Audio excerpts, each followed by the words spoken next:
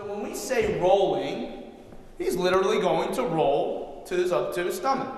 All right? And we have 4 quadrants, and this will take us to really understanding how do we get into our functional movement exercises as well. We're going to start with arms up overhead. Use your words judiciously as you start to explain this. You'll see why. Let's get both arms overhead. The first thing that I need Dominic to understand also, hey, you see these ribs are out, dysfunctional core, right? Weak core. If your ribs are sticking out like that, that means his ribs are used to being up here. Anyway, just work on your breathing while we coach this, Dominic, and we'll see how that feels. When we do arm rolling, use your words wisely. I have heard people suggest that I want your lower body to be paralyzed. That could be a negative term, but that's what I want.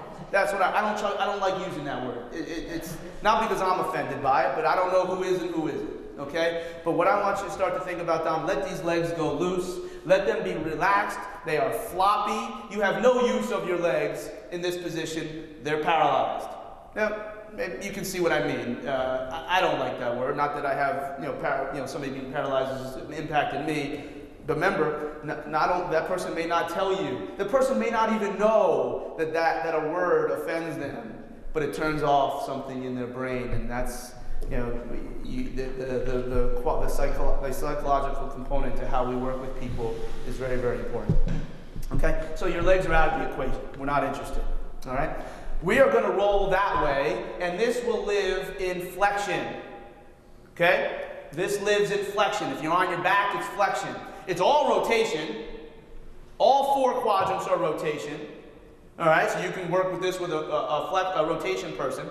But we're also going to consider that it is a flexion-based pattern when we go from our back to our stomach. You can see how we're going to do this. The first move is to get your nose into that armpit. Up here. Look familiar, folks? Cervical rotation. That's why you need it.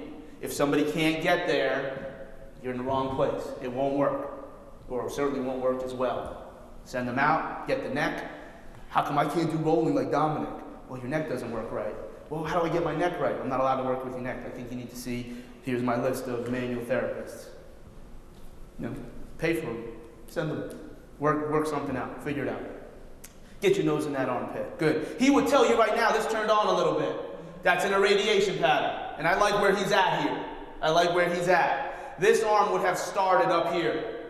All right? From here, he is going to rotate and reach and reach and reach. Come on back. Can you see how we're demonstrating T-spine rotation here? If you don't have that, if it doesn't exist in an unloaded pattern, that's what I mean you're in the wrong place. Okay? So, relax, relax.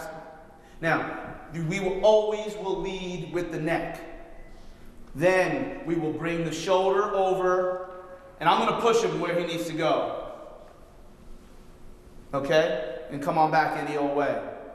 Any old way. Don't just come on. Okay? Now, let's see if he can get this. My verbal cueing is get your neck into your armpit. I want you to take this arm and reach to the ceiling and reach your fingers to Beth and get over. Get over. Get there. Get there. Get there. Come on back. Now, before you move your neck, get your eyes over there. Good. Get your tongue over here. Get it up in here. Now go. Don't think about it. Go. Go. Go. I'm going to let him tell you. Did that make it easier?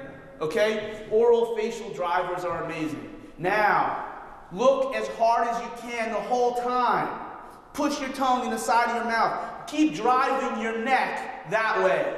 So here's how we're going to start to get some help. These different ways of helping apply for all 4 quadrants.